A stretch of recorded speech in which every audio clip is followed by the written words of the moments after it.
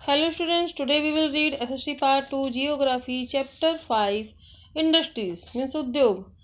हमने सबसे पहले वीडियो में उद्योग के बारे में पढ़ा था, जिसमें हमने आपको बताया था रॉ मटेरियल क्या होते हैं और द्वितीयक जो सेकेंडरी जो एक्टिविटी क्या होती है, विनिर्माण कैसे किया जाता है, उद्योग का संबंध किससे होता है, जैसे उद्योग का संबंध आर्थिक गतिविधि से होता है, और उद्योगों का वर्गीकरण किस प्रकार से किया गया है, कच्चा माल, आकार और स्वामित्व के आधार पर हमने आपको ये वर्गीकरण समझाया था।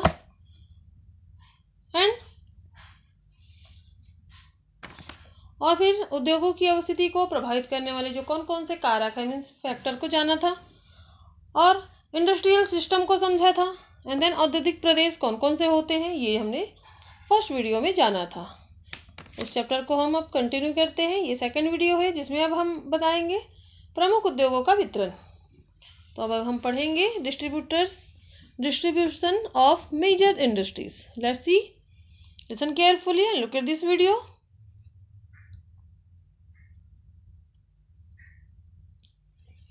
The world's major industries are the iron and steel industries, the textile industries, and the information technology industries. The iron and steel and textile industries are the older industries, while information technology is an emerging industries. जो विश्व के प्रमुख उद्योग लोहा इस्पात उद्योग, सूती वस्त्र उद्योग और सूचना प्रौद्योगिकी उद्योग है। मीन कौन कौन से हैं जो वर्ल्ड के जो प्रमुख उद्योग कौन कौन से हैं? लोहा, सूती वस्त्र और सूचना प्रौद्योगिकी उद्योग होते हैं। लोहा इस्पात उद्योग और वस्त्र उद्योग काफी पुराने उद्योग हैं, जबकि सूचना प्रौद्योगिकी उद्योग एक नया उभरता उद्योग है। Do you no children? उभरते हुए उद्योग मीन सनराइज उद्योग के नाम से भी जाने जाते हैं। इसमें सूचना प्रौद्योगिकी, स्वास्थ्य लाभ, सत्कार तथा ज्ञान से संबंधित उद्योग शामिल होते हैं। वे देश जिनमें लोहा इस्पात उद्योग अवस्थित हैं जैसे जर्मनी, संयुक्त राज्य अमेरिका, चीन, जापान और रूस है। वस्त्र उद्योग जैसे भारत, हांगकांग, दक्षिण कोरिया, जापान और ताइवान में संकेंद्रित है। सूचना प्रौद्योगिकी उद्योग के मुख्य केंद्र मध्यवर्ती कैलिफोर्निया के सिलिकॉन घाटी में और भारत के बेंगलुरु प्रदेश में स्थित है। सबसे पहले हम देखेंगे अब आयरन एंड स्टील इंडस्ट्रीज।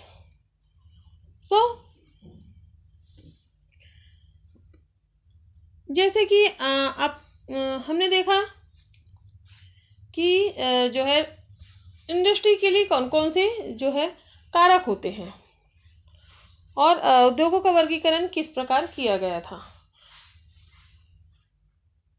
उसी आधार पर क्या होते हैं ये उद्योग होते हैं।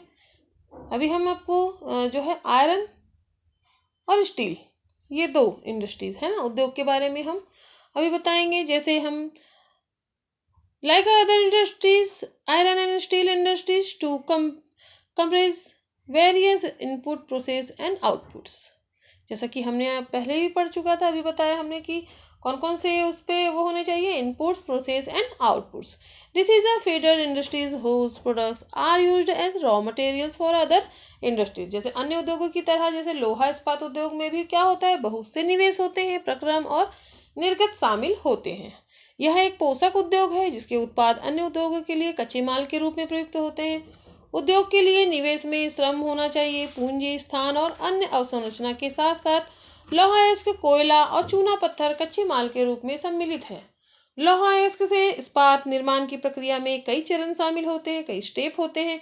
जैसे कच्चे माल को झोंका भट्टी में रखा जाता है जहां यह प्रगलित होता है, इसके बाद परिशोधित होता है, प्राप्त उत्पाद इस्पात होता है और जो अन्य उद्योगों में कच्चे माल के रूप में प्रयुक्त किया जा सकता है। इस्पात कड़ा होता है और इसे आसानी से काटा और आकार दिया जा सकता है अथवा इससे तार बनाए जा सकते हैं। एल्युमिनियम, निकल, तांबा जैसी अन्य धातुओं को थोड़ी थोड़ी मात्रा में इस्पात में मिलाकर इसकी मिश्र धातुएं बनाई जा सकती है। मिश्र धातु इस्पात को असामान्य कठोरता, दृढ़ता और जंग प्रतिरोधक क्षमता प्रदान करती है। इस्पात प्रायः आधुनिक उद्योगों का मेरुदंड कहलाता है। लगभग सारी वस्तुएं जिनका हम लोग उपभोग करते हैं वे या तो लोहा या इस्पात से बने होते हैं अथवा इन धातुओं से निर्मित औजारों और मशीनों से बने होते हैं। पोत, रेलगाड़ी, ट्रक और ऑटो अधिकांशतः इस्पात से बने होते हैं, यहाँ तक कि सेफ्टी पिन और सुइयां जिनका उपयोग आप करते हैं वे भी इस्पात से बनती है। तेल कूप इस्पात से बनी मशीनों से बेधित किए जाते हैं। इस्पात की पाइपलाइन से तेल परिवहित किया जाता है। खनिजों का खनन इस्पात के उपकरणों से होता है। कृषि के यंत्र प्रायः इस्पात के बने होते हैं। विशाल भवनों का ढांचा इस्पात का बनाया जाता है। 1800 ईस्वी के पूर्व इस्पात उद्योग वहां स्थित ये कच्चा माल, विद्युत आपूर्ति और बहता जल आसानी से उपलब्ध थे। बाद में उद्योग के लिए आदर्श स्थिति कोयला क्षेत्र के समीप नहरों और रेलवे के निकट थी। 1950 के बाद लोहा और इस्पात उद्योग समुद्र पत्तन के निकट सपाट भूमि के विशाल क्षेत्रों में केंद्रित होने शुरू हो गए। ऐसा इसलिए हुआ क्योंकि इस्पात निर्माण का कार्य इस समय तक बहुत विशाल हो गया और लौह अयस्क विदेशों से आयात करना पड़ता था। भारत में लोहा इस्पात उद्योग कच्चा माल, सस्ते श्रमिक परिवहन और बाजार का लाभ लेते हुए विकसित हुए थे। सभी महत्वपूर्ण इस्पात उत्पाद केंद्र जैसे भिलाई, दुर्गापुर, बर्नपुर, जमशेदपुर, राउरकेला, बोकारो एक ही प्रदेश में स्थित हैं, जो 4 राज्यों में फैले हैं। वे 4 राज्य हैं पश्चिम बंगाल, झारखंड, ओडिशा और छत्तीसगढ़। भद्रावती और विजयनगर कर्नाटक में, विशाखापट्टनम आंध्र प्रदेश में, सलेम तमिलनाडु में अन्य महत्वपूर्ण इस्पात के केंद्र हो जो स्थानीय संसाधनों का उपयोग कर रहे हैं। यहाँ पर आप लोग इस पिक्चर में आप लोग देख सकते हैं।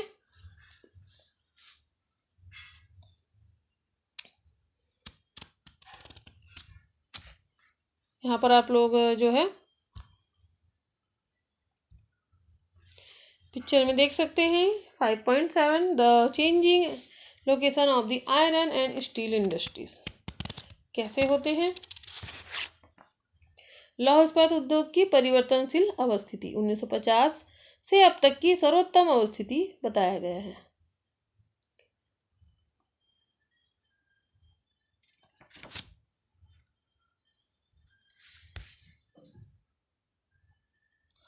यहाँ पर हम देखते हैं कि जो Jamshedpur before 1947 there was only one iron and steel plant in the country. Jamshedpur में क्या है, जो 1947 से पूर्व भारत में केवल एक इस्पात का कारखाना था, Tata iron and steel company limited, TISCO के नाम से। यह निजी स्वामित्व में था। स्वतंत्रता के पश्चात सरकार ने यह कार्य अपने हाथ में लिया और बहुत से लोहा इस्पात संयंत्र स्थापित किए। झारखंड में स्वर्णरेखा और खरकई नदियों के संगम के समीप सांची में सन 1907 में टिस्को की शुरुआत की गई थी। बाद में साक्षी का नाम बदलकर जमशेदपुर रखा गया और भौगोलिक रूप से जमशेदपुर देश में लोहा इस्पात केंद्र के रूप में सर्वाधिक सुविधाजनक स्थान पर है। साक्षी को कई कारणों से इस्पात संयंत्र स्थापित करने के लिए चुना गया। यह स्थान बंगाल नागपुर रेलमार्ग पर कालीमाटी स्टेशन से मात्र 32 किलोमीटर की दूरी पर था। यह स्थान लौह अयस्क, कोयला और मैग्नीज निक्षेपों के साथ साथ कोलकाता के निकट भी था, जहां विशाल बाजार उपलब्ध था। टिस्को को झरिया कोयला क्षेत्रों से कोयला और ओडिशा तथा छत्तीसगढ़ से लौह अयस्क, चूना पत्थर, डोलोमाइट और मैग्नीज प्राप्त होता है। खरकई और स्वर्णरेखा नदियों से पर्याप्त जल की आपूर्ति होती है। सरकारी प्रोत्साहनों से इसे पर्याप्त पूंजी उपलब्ध हुई थी। जमशेदपुर में टिस्को की स्थापना के बाद कई अन्य औद्योगिक संयंत्र स्थापित किए गए। इनमें रसायन इंजनों के पुर्जे, कृषि उपकरण, मशीनें, टीन की चादरें, केबल और तार का उत्पादन किया जाता है। भारत में लोहा इस्पात उद्योग के विकास से त्वरित औद्योगिक विकास आरंभ हुआ। भारतीय उद्योग के लगभग सभी क्षेत्र अधिकांशतः अपने आधारभूत अवसंरचना के लिए लोहा इस्पात उद्योग पर निर्भर हैं। भारतीय लोहा इस्पात उद्योग में बृहद समकलित इस्पात संयंत्रों के साथ साथ लघु इस्पात मिल भी सम्मिलित है। इसमें द्वितीयक उत्पादक, रोलिंग मिल और जो है सहायक उद्योग भी शामिल है। आप लोग यहाँ पर इस पिक्चर में देख सकते हैं जमसे जो location of iron and steel industry in Jamshedpur. इस मैप में आप लोग समझ सकते हैं। Do you know students, great lakes के नाम से सुपीरियर, हॉर्न, ओंटारियो, मिशिगन और ईरी है। इन 5 झीलों में से सुपीरियर झील सबसे बड़ी है, जो अन्य की तुलना में उच्च ऊर्ध्व प्रभाव पर स्थित है।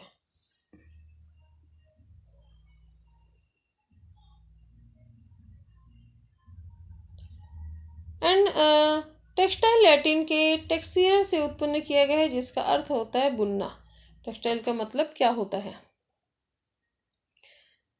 तो अब हम देखेंगे यहाँ पर जो है सूती वस्त्र उद्योग का।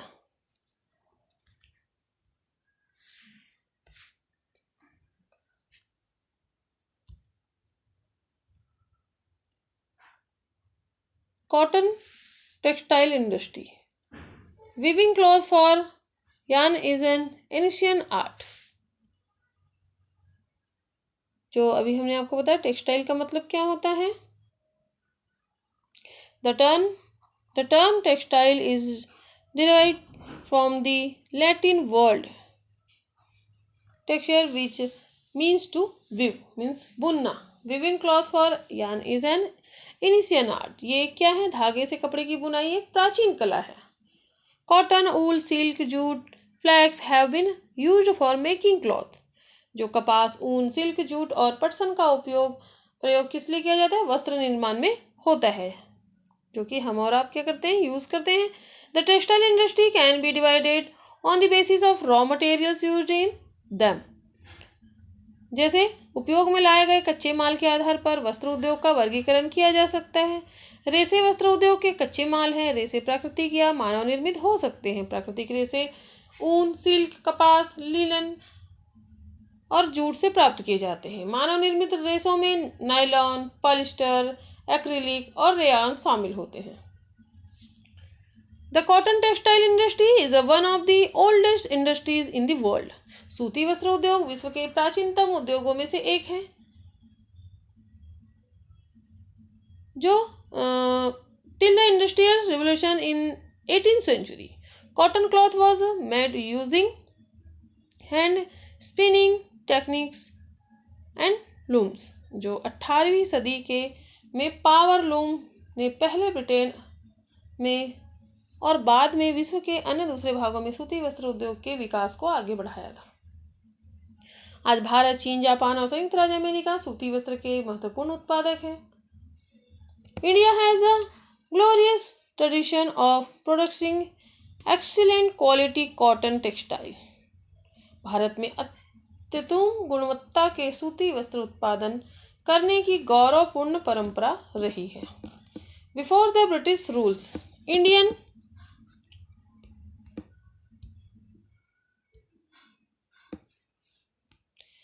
hand spoon and hand woven cloth already had a wide market।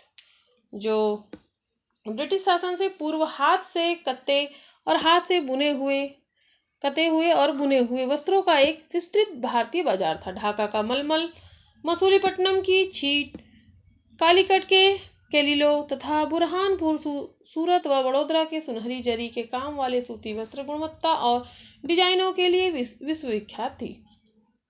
लेकिन हाथ से बने होने के कारण सूती वस्त्र का उत्पादन महंगा और बनने में अधिक समय लेता था। इसलिए परंपरागत सूती वस्त्र उद्योग पश्चिम के नए वस्त्र मिलों में से प्रतिस्पर्धा नहीं कर सका, जो सस्ते व अच्छी गुणवत्ता वाले वस्त्रों का निर्माण यंत्रीकृत औद्योगिक यूनिट में करते थे। पहली सफल यंत्रीकृत वस्त्र मिल कौन सी है? द फर्स्ट सक्सेसफुल कौन सी है? पहली सफल यंत्रीकृत वस्त्र मिल मुंबई में 1854 में स्थापित की गई। कोसना आर्द्र जलवायु, मशीन आयात के लिए पत्तन, कच्चे माल की उपलब्धता और दक्ष श्रमिक इस प्रदेश में इस उद्योग के द्रुत फैलाव में सहायक रहा। प्रारंभ में यह उद्योग महाराष्ट्र और गुजरात राज्य में अनुकूल आर्द्र जलवायु के कारण पनपा, लेकिन वर्तमान में आर्द्रता कृत्रिम रूप से उत्पन्न की जा सकती है और कच्ची कपास शुद्ध होती है एवं वस्त्र उत्पादक प्रक्रिया में इसका वजन कम नहीं होता है। इसलिए यह उद्योग भारत के विभिन्न भागों में फैल गया। कोयम्बटूर, कानपुर, चेन्नई, अहमदाबाद, मुंबई, कोलकाता, लुधियाना, पुडुचेरी और पानीपत कुछ अन्य महत्वपूर्ण केंद्र हैं। So student, do you no देश में प्रथम वस्त्र उद्योग कब हुआ? देश में प्रथम वस्त्र उद्योग 1818 ईस्वी में कोलकाता के समीप फोर्ट ग्लेस्टर में स्थापित हुआ था, लेकिन कुछ समय बाद यह बंद हो गया।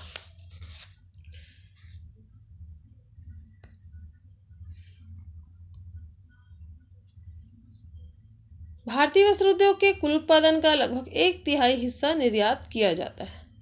यहाँ पर बताया गया है कि जो अहमदाबाद गुजरात में साबरमती नदी के तट पर स्थित है, 1859 में यहाँ पहली सूती मिल स्थापित हुई थी। It is located Gujarat on the bank of the Sabarmati river. The first mill was established in 1859. It soon became the second largest textile city of India after Mumbai. Ahmedabad was therefore often referred to as the Manchester of India. जो शीघ्र ही मुंबई के बाद भारत का दूसरा सबसे बड़ा वस्त्र निर्माता नगर बन गया। अहमदाबाद को प्रायः भारत का मैनचेस्टर कहा जाता है। अनुकूल अवस्थिति के कारण अहमदाबाद में सूती वस्त्र उद्योग के विकास में सहायक थी। अहमदाबाद कपास उत्पन्न करने वाले क्षेत्र के बहुत निकट स्थित है। यहाँ कच्चा माल आसानी से उपलब्ध होता है। जलवायु कताई और बुनाई के लिए आदर्श है। सपाट भूभाग है और भूमि की आसानी से उपलब्धता मिलों की स्थापना जो है उपयुक्त है। गुजरात और महाराष्ट्र राज्य की घनी आबादी इस उद्योग को कुशल और जो है अर्धकुशल श्रमिक उपलब्ध कराते हैं। यहाँ आसानी से क्या मिल जाते हैं? श्रमिक मिल जाते हैं। सुविकसित सड़कें और रेल मार्गों का जाल सूती वस्त्र को देश के विभिन्न भागों में आसानी से पहुंचाने में हेल्प करता है। इस तरह इसकी जो बाजार तक सरल पहुंच उपलब्ध है। नज़दीक में मुंबई पत्तन इसे मशीनों का आयात करने और सूती वस्त्र के निर्यात में सुविधा प्रदान करता है। परंतु हाल के वर्षों में अहमदाबाद की सूती मिलों की कुछ समस्याएं हैं। महत्वपूर्ण से वस्त्र मिल बंद हो चुके हैं।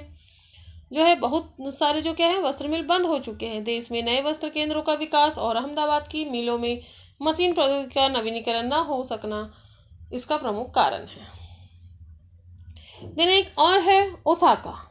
It is an important textile centre of Japan, also known as the Manchester of Japan.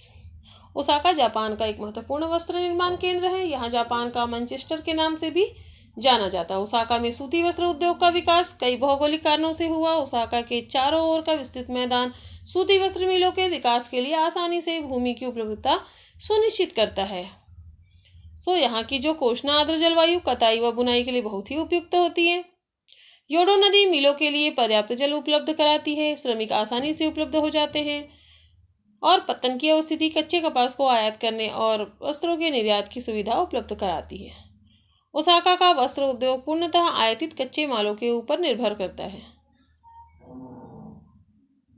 कपास मिस्र, भारत, चीन और यूएसए से आयात की जाती है। स्टूडेंट देखा आपने कि जो है सूती जो है वस्त्र का कितना बड़ा उद्योग है और कहाँ कहाँ आयात निर्यात कैसे किया जाता है और इसे कौन कौन सी चीज़ें आसानी से उपलब्ध हो जाती है। अब यहाँ पर हम देखते हैं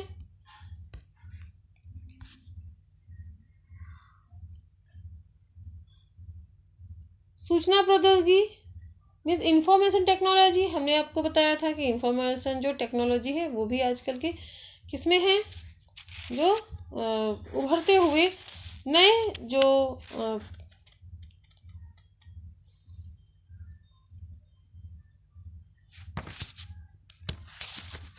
जैसे कि हमने आपको बताया था कि जो लोहा इस्पात उद्योग और आयरन जो है लोहा इस्पात उद्योग और सूती वस्त्र उद्योग और सूचना प्रौद्योगिकी उद्योग,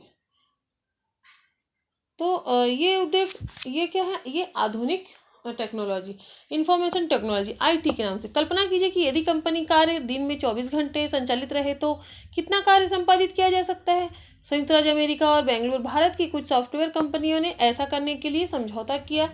पूरे विश्व में इस तरह के शिफ्ट में काम करने के कई रास्ते हैं। उदाहरण के तौर पर 2 सॉफ्टवेयर व्यवसायी कैलिफोर्निया की सिलिकॉन घाटी में डैनी और बेंगलुरु में स्मिता एक ही परियोजना पर कार्य कर रहे हैं। जब स्मिता बेंगलुरु में सोती है, डैनी कैलिफोर्निया में काम करता है। अपने कार्य दिन की समाप्ति पर वह कार्य की प्रगति का अद्यतन संदेश स्मिता को भेजता है। कुछ घंटे पश्चात जब बेंगलुरु में स्मिता कार्य पर पहुंचती है तो वह पाती है कि एक संदेश उसकी प्रतीक्षा कर रहा है। वह सीधे तौर पर परियोजना के कार्य में जुड़ जाती है।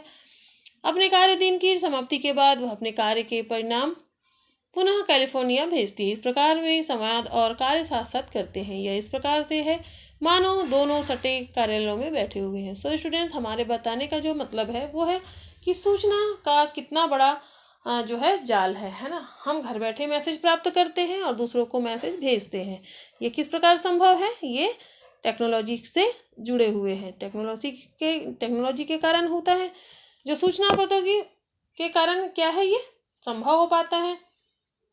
उद्योग सूचना के जो है संग्रहण, प्रक्रम और वितरण को व्यवहार में लाते हैं। वर्तमान में यह उद्योग भूमंडलीय हो गया है। प्रौद्योगिकी राजनीतिक, सामाजिक, आर्थिक परिवर्तन के कारण ऐसा हुआ है। मुख्य कारक जो इस उद्योग की स्थिति को निर्धारित करता है वह संसाधन उपलब्धता, लागत और अवसंरचना मीन्स बुनियादी ढांचा है। सूचना प्रौद्योगिकी उद्योग के मुख्य नाभि क्षेत्र कैलिफोर्निया की सिलिकॉन घाटी और भारत के बेंगलुरु में है। बेंगलुरु दक्कन पठार का अवस्थित है, जहां से इसका नाम सिलिकॉन पठार पड़ा। यह शहर वर्ष भर मृदु जलवायु के लिए प्रसिद्ध है। सिलिकॉन घाटी सांता क्लारा घाटी का एक भाग है जो उत्तर अमेरिका में रॉकी पर्वतमाला के निकट अवस्थित है। इस क्षेत्र की जलवायु शीतोष्ण है। यहाँ शायद ही कभी तापमान 0 डिग्री सेंटीग्रेड से नीचे जाता है। सिलिकॉन पठार, बेंगलुरु और सिलिकॉन घाटी कैलिफोर्निया के अवस्थित लाभ को नीचे दिखाया गया, जैसे आप लोग इस पिक्चर में देख सकते हैं। आप इन दोनों शहरों के बीच समानताओं पर ध्यान दे सकते हैं। सो स्टूडेंट, देखा आपने कि जो लोहा इस्पात उद्योग और सूती वस्त्र उद्योग कितना बड़ा उद्योग है और कहाँ कहाँ जो है डिस्ट्रीब्यूट्स है। एंड सूचना प्रौद्योगिकी जो कि एक नए उभरते उद्योग के रूप में सामने आया है, जिसका तो हमें क्या होता है आजकल हम उपयोग करते हैं। आज स्टडी भी क्या करते हैं, हम घर बैठे कर सकते हैं, जिसके लिए टेक्नोलॉजी क्या है, एक बहुत बड़ा माध्यम है। सो स्टूडेंट, इस चैप्टर को आप लोग एक बार रिपीट कीजिए और जो है इसे जो इम्पोर्टेंट जो नोट्स है उसे आप लोग नोटबुक में नोट कीजिए। Okay, take care.